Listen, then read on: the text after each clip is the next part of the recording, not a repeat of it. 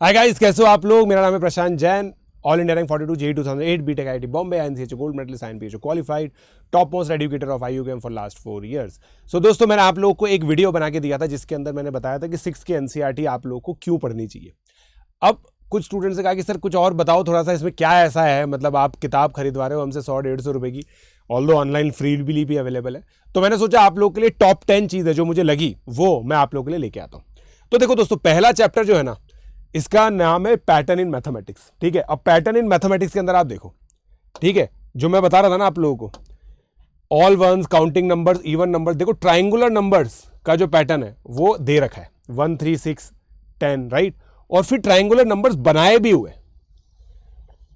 ठीक है। पहले दोस्तों 9th क्लास के अंदर, 9th क्लास की एनसीईआरटी के अंदर या 10th क्लास की एनसीईआरटी के अपेंडिक्स में दे रखे थे ट्राइंगुलर नंबर्स। इन्होंने इस बार अच्छे से यहां बना के दिए। फिर स्क्वायर नंबर्स को देखो ज्योमेट्रिकली रिप्रेजेंट किया हुआ है, ठीक है। स्क्वायर जो बेसिकली स्क्वायर्स हैं उनको ज्योमेट्रिकली रिप्रेजेंट किया हुआ है। फिर क्यूब्स को इस तरह से डिजाइन किया हुआ है। एक्चुअली क्या होता है ना, जैसे हम लोग जब पढ़ते थे ना, तो हमारे टीचर्स तो ये सब चीजें क्लास में बताते थे, मगर अब क्योंकि आजकल की टेक्स्ट बुक्स में भी ये नहीं थी, तो बहुत सारे बच्चों को विजुअलाइजेशन नहीं था इन नंबर्स का। तो इस बार की जो एनसीईआरटी है ना, उसने ये इंश्योर किया है कि हाँ यार भाई, विजुअलाइजेशन भी होना चाहिए बच्चों को, ठीक है। इवन नंबर्स देखो आप, मतलब आपको पिक्टोरियली पैटर्न दिखेगा इसके अंदर। Odd numbers, counting numbers, all ones, और ऑल वन से स्टार्ट किया है। अगर कोई बच्चा एपी से सोचे देखो, तो 0 डिफरेंस की एपी, फिर 1 डिफरेंस की एपी, फिर 2 डिफरेंस की एपी, फिर एपी के बाद क्या आता है, सोच के देखो। जब ये बच्चा एपी पढ़ रहा होगा ना, तो बहुत अच्छा रिलेट करेगा कि यार मैंने तो 6th क्लास में ऐसी चीजें पढ़ी थी। क्योंकि जो बच्चा जानता है 1 3 6 10, इसकी जो nth टर्म होती है वो क्वाड्रेटिक होती है, क्वाड्रेटिक होती है ना। इसकी nth टर्म 2n है, लीनियर। इसकी nth टर्म लीनियर, इसकी nth टर्म लीनियर। तो लीनियर लीनियर लीनियर क्वाड्रेटिक, और ये देखो फिर क्यूबिक आ गया, इधर भी क्वाड्रेटिक है। तो तुम सोच के देखो कि इन्होंने ये पॉलिनोमियल वाला एंगल इन्होंने इंट्रोड्यूस नहीं किया, बोला नहीं है 6th क्लास की एनसीईआरटी में कि यार देखो पॉलिनोमियल वाला एंगल भी है। पॉलिनोमियल वाला एंगल मैं बता रहा हूं आपको, 0 degree polynomial, linear polynomial, linear polynomial, linear polynomial, quadratic polynomial, quadratic polynomial, cubic polynomial. और देखो 3 linear polynomial, 2 quadratic polynomial, 1 cubic polynomial. समझ में, it's a very beautiful thing. मतलब उन लोगों ने बहुत ज्यादा दिमाग लगाया इसको बनाने के अंदर, ठीक है। चलो अगली चीज पर चलते हैं। अब ये देखो दोस्तों, ठीक है, फिर ये क्वेश्चंस हैं जो दे रखे हैं। Why are 1 3 6 10 are called triangular numbers, square numbers, cube numbers. ये अपन ने देख ही लिया, ठीक है।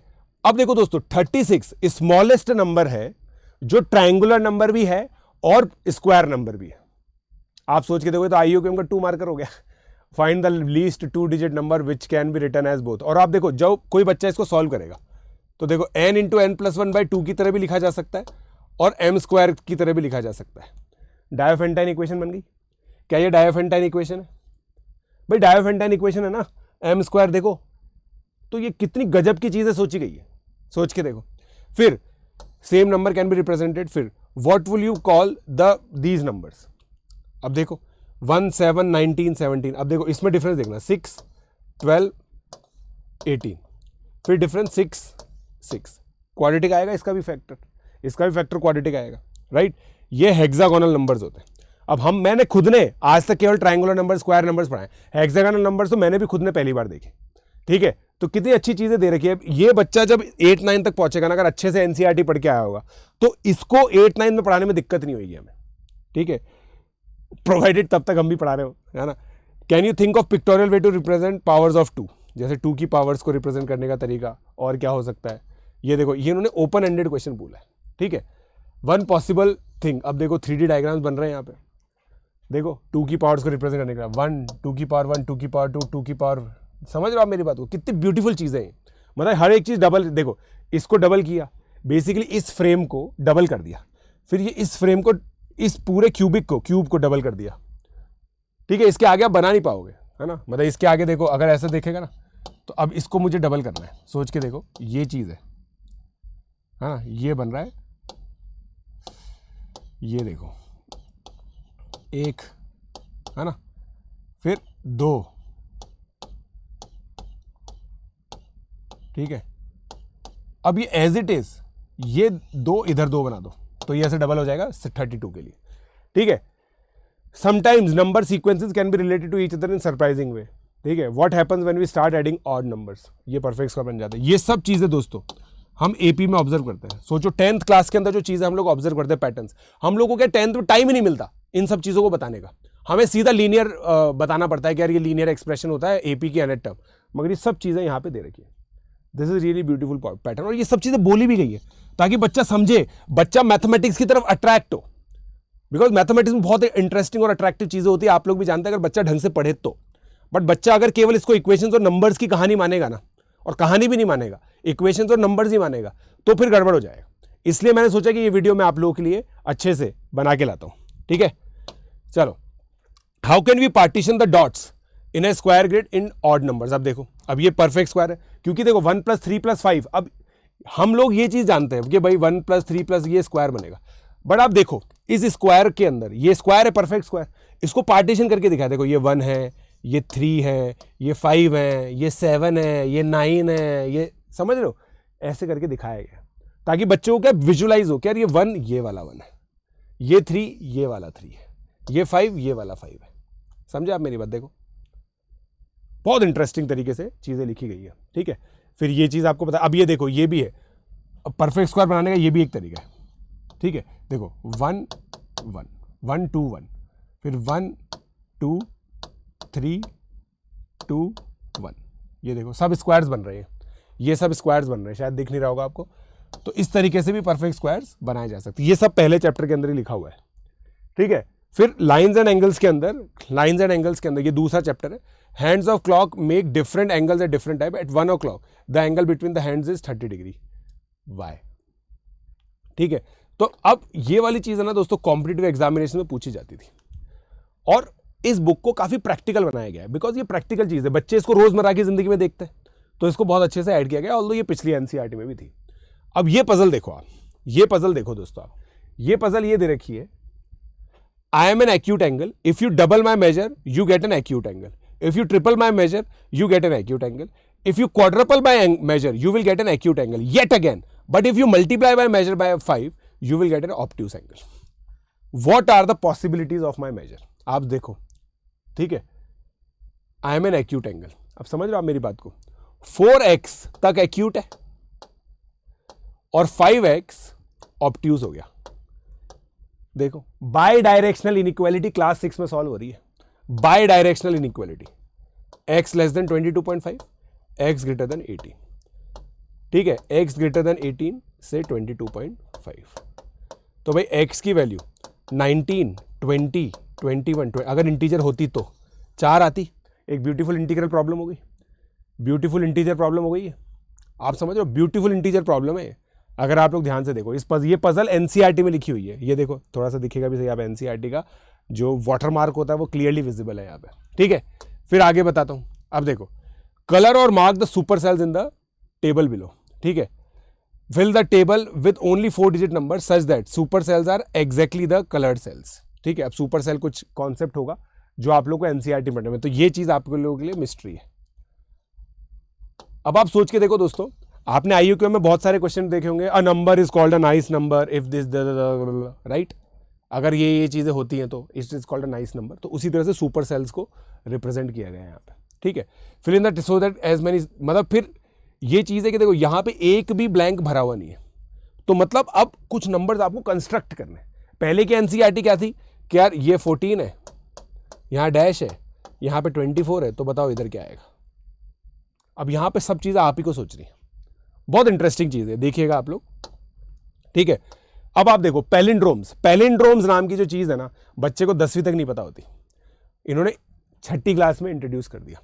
What pattern do you see in these numbers? ठीक है, these numbers read the same from left to right and from right to left, try and see, such numbers are called palindromes. All palindromes using 1 2 3, ये कुछ बनाए गए हैं। ठीक है, reverse and add पैलिंड्रोम्स। अब देखो क्या बोल रहा है मस्त चीज, कि आप पैलिंड्रोम्स को, पैलिंड्रोम क्या होता है, जैसे A B C, A B ए और ए बी ए को ऐड करो। ठीक है, तो अब देखो यहां क्या आ रहा है, 77 121 363 484। ठीक है, हर एक नंबर आपका डिविजिबल बाय, एक minute, look at these number, try it. ये तो देखो क्या है, what is happening, reverse and and palindromes start with a 2 digit number. हाँ देखो, start with a 2 digit number, add these number to its reverse stop if you get a palindrome, else repeat the steps dividing it. तो मतलब आपको क्या बोल रहा है, कोई सा भी 2 डिजिट का नंबर लो, जैसे मैंने 25 लिया, अब उसमें 52 ऐड किया तो आपको पैलिंड्रोम मिल जाएगा। ठीक है, देखो 29 + 92 121 पैलिंड्रोम है। ठीक है, अब देखो 48 + 84 किया, यहां पे आपको पैलिंड्रोम नहीं मिल रहा, तो आप वापस से इसके रिवर्स को ऐड करो, आपको किसी ना किसी स्टेप में पक्का पैलिंड्रोम मिलेगा। आप देखो किसी ना किसी स्टेप में आपको पैलिंड्रोम मिलेगा। कितनी अच्छी नंबर पजल्स हैं, बच्चा करके देखेगा, मेरे हिसाब से तो करके देखेगा, बच्चा ये इस चीज में इंटरेस्ट लेगा और इसको करने की कोशिश करेगा डेफिनेटली। ठीक है, फिर उसके बाद कापरेकर। इस बुक में एक और चीज जो इंटरेस्टिंग है ना, आप लोगों ने पहले पेज पे भी देखी होगी दोस्तों, जो फिबोनाची सीरीज है ना, फिबोनाची सीरीज को एक इंडियन मैथमेटिशियन के नाम पे वीराहंका नंबर्स, हेमचंद्र नंबर्स भी बोलते हैं इनको, वीराहंका नंबर्स को बोला गया। तो इस बुक के अंदर हमारे जो लेजेंडरी मैथमेटिशियंस रहे हुए हैं उनके कंट्रीब्यूशन को भी बताया गया है, ताकि बच्चे इस चीज को समझे कि mathematics is not a foreign subject, it is a subject which is well developed in India also. It is a matter of great pride that we live in a country which has been blessed with very very great mathematicians. It's just that we do not know about them. So एक knowledge भी gain करवाई गई है यहाँ पे। आप देखो Kaprekar constant के बारे में बताया गया। D.R. Kapreker was a mathematics teacher in a government school in Devlali, Maharashtra. He liked playing with numbers very much and found many beautiful patterns in numbers that were previously unknown. In 1949, he discovered a fascinating and magical phenomena when playing with 4-digit number. अब देखो ये दोस्तों, ये वो game है, कोई भी 4 digit का नंबर लो, मैं आपको बताता हूँ, कोई भी 4 डिजिट का नंबर लो, जैसे मान लो मैंने 1764 लिया, ठीक है, make the largest number from these digits, तो मैंने सबसे लार्जेस्ट डिजिट नंबर ये बना लिया, इसको ए बोल दिया। Make the smallest number from these digit, call it be, 1467 बना लिया, ठीक है।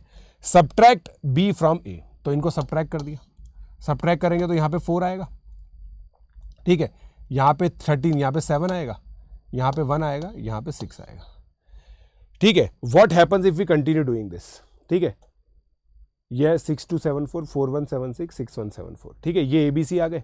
अब पॉइंट ये है कि this is 6174 is basically Kaprekar constant, यही कापरेकर कांस्टेंट होता है, ठीक है, ठीक है।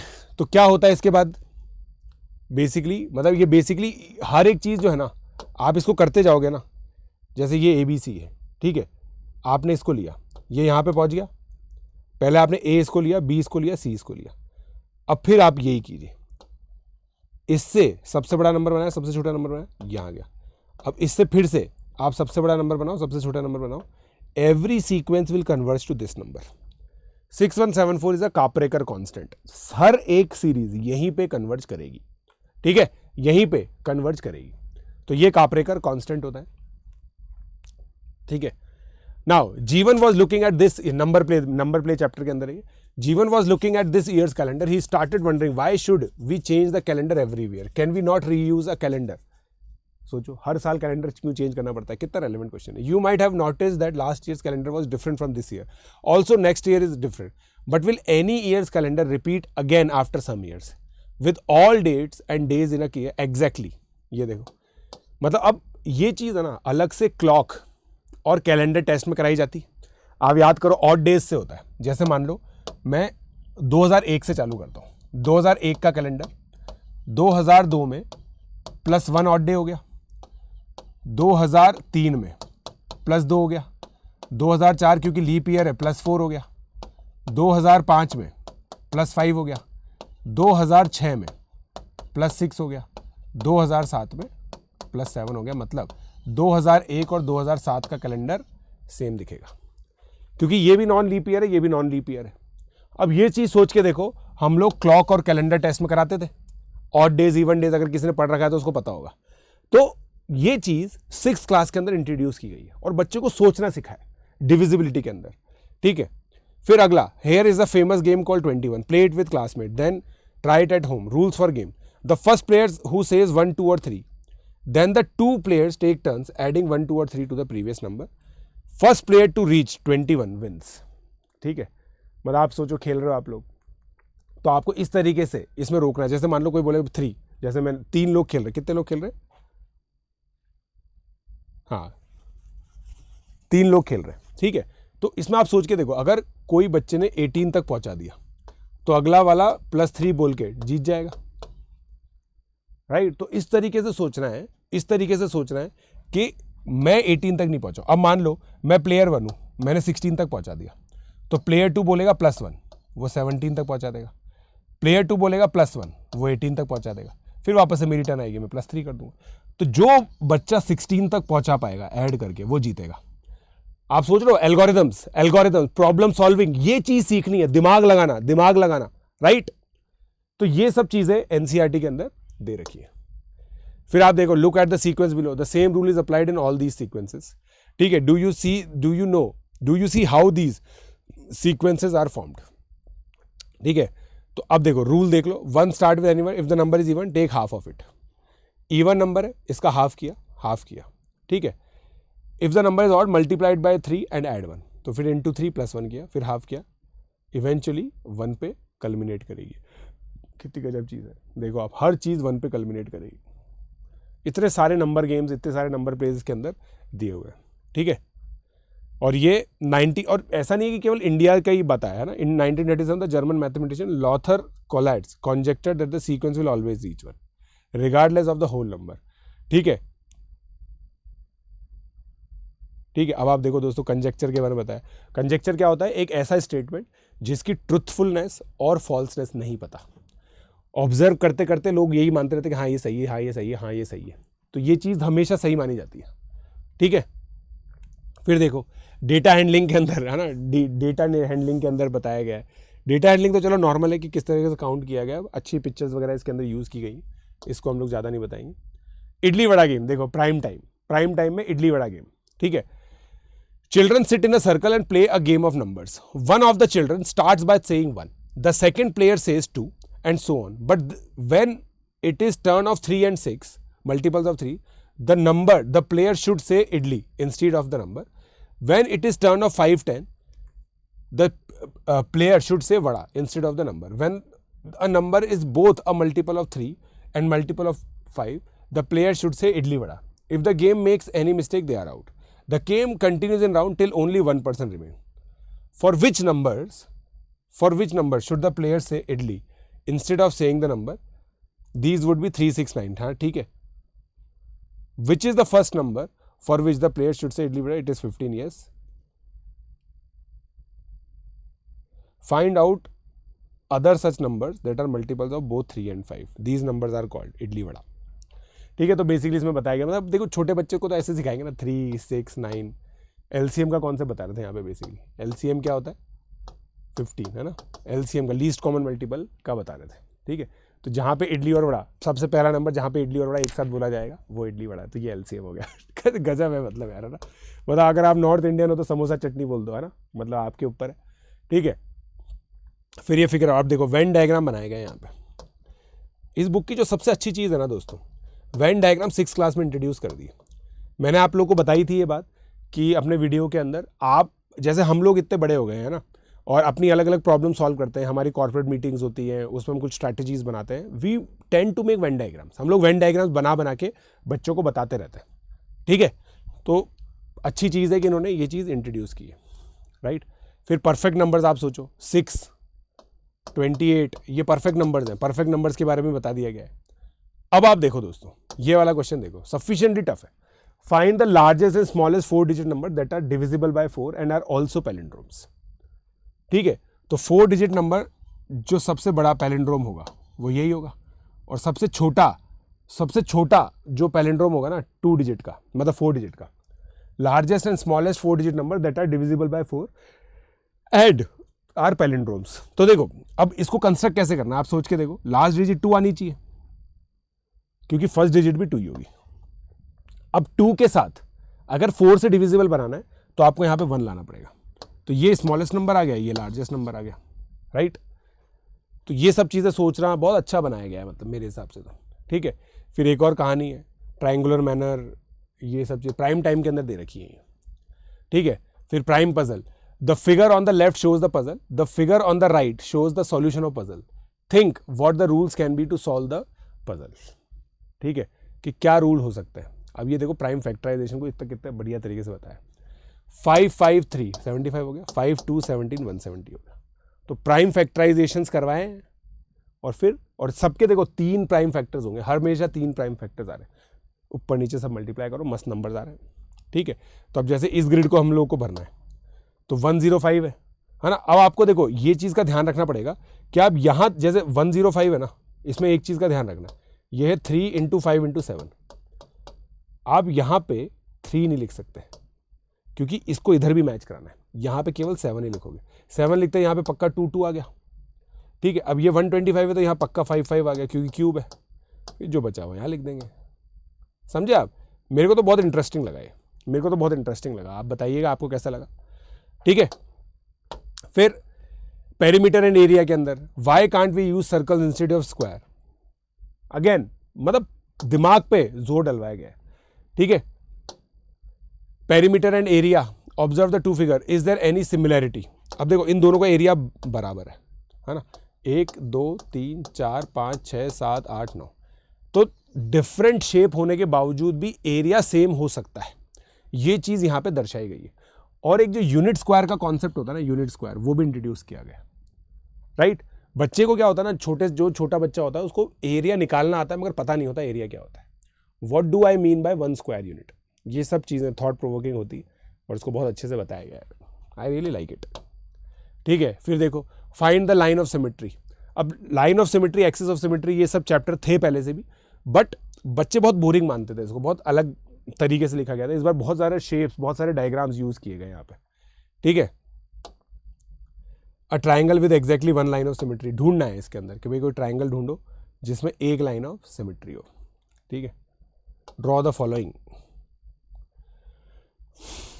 अब पेपर, विंडमिल, मतलब अलग अलग चीज़ें बताई गई है। देखो हमारे जो अशोक चक्र है, राइट, कितनी लाइन ऑफ सिमेट्री है इसके अंदर, 24 होती हैं तो 12 होंगी, है ना, ये सब चीज़ें बताई गई हैं इसके अंदर। ठीक है, अदर साइड ऑफ जीरो, देखो इंटीजर्स है ना, पिछली बार 7th क्लास में इंट्रोड्यूस किए गए थे, 6th क्लास के अंदर इंटीजर्स नहीं आते थे। अदर साइड ऑफ जीरो, कितने अच्छे अच्छे चैप्टर्स के नाम भी इन्होंने बहुत अच्छे अच्छे यूज किए। ठीक है, below the grid having some numbers follow the steps, circle any number, strike out the row and column of the chosen number, circle any unstruck number. तो जैसे मैंने यहाँ पे सर्कल किया, मैंने यहाँ पे सर्कल किया, तो मुझे ये और ये स्ट्राइक करना है। अब आप सोच के देखो, जब बच्चा डिटर्मिनेंट निकालना सीखता है, यही तो करता है, तो बच्चे की हैबिट बनवा रहे हैं, आगे जो भी तुम्हें पढ़ना है ना उसके लिए अभी से हैबिट बनवा रहे हैं हम। ठीक है, को फैक्टर निकालने के लिए ऐसे करते हैं, अगर आप लोग कोई जानते हैं तो।